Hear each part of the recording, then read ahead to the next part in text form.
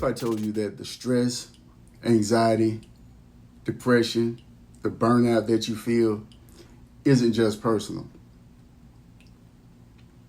That the weight you carry every day struggling to keep up, fighting to prove yourself, feeling like you're always behind isn't a flaw in you. It's actually a flaw in the system. Because this system wasn't designed for your success. It was designed for your compliance, for your exhaustion, and for your silence. And the worst part is that the more you struggle within it, the more they convince you that the problem is you. But today, we're going to break that lie wide open. Let's explore. The truth is, society doesn't just create mental illness, it manufactures it. You aren't just stressed from a normal life. No.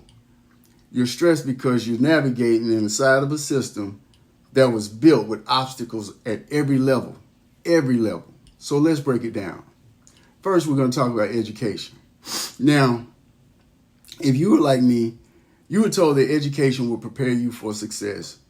But if you grew up in a low-income area, your school was likely underfunded. Your textbooks, they were outdated. And your teachers, they were overworked. You were set up to play catch-up before you even started. To me, that's not education. That's conditioning for limitation. Second, let's talk about the criminal justice system. Yeah. Depending on your skin color or complexion, one mistake could cost you your future.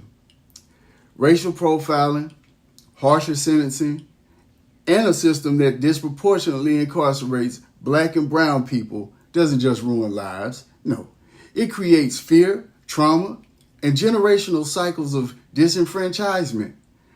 How do you build a future when the system is designed to just throw you away?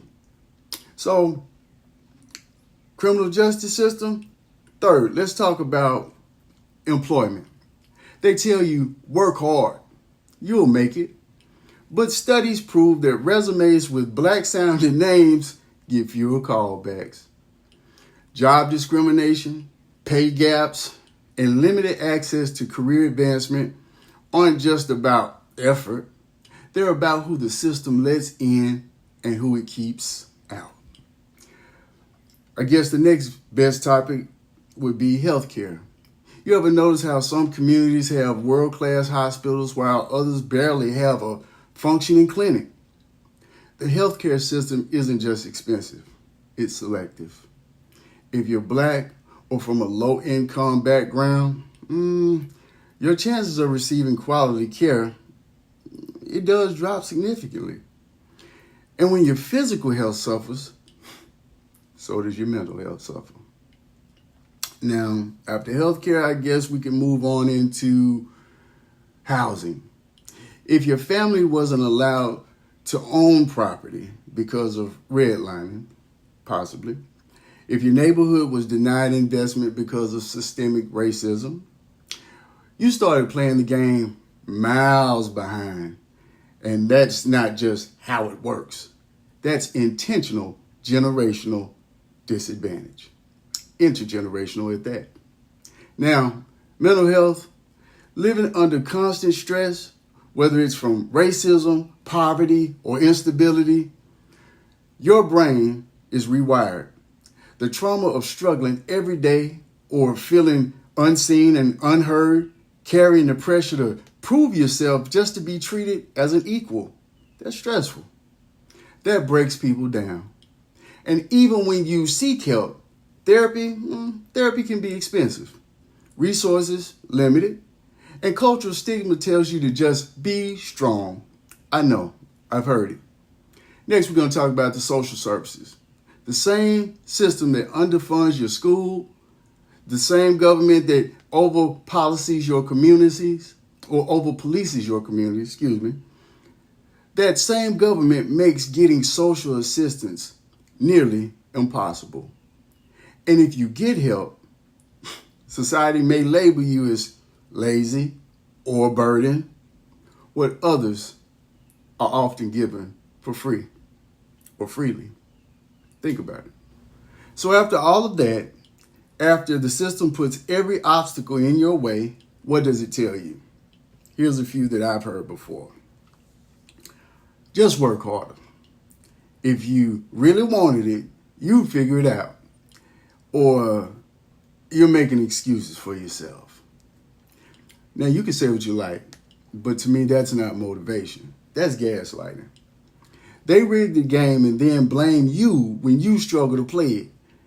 The system has a habit of dangling success stories in front of you. You know, like that one black CEO you're supposed to be motivated by, or the one student who made it out the hood, as if those aren't exceptions, not the rule. And don't forget, if you break under pressure, if the stress, the trauma, the anxiety, or the depression become too much, they call you weak. But let's be clear. This isn't weakness. It's a response to oppression. So what do? One, recognize that it's not just you. You're not crazy, you're not lazy, or failing.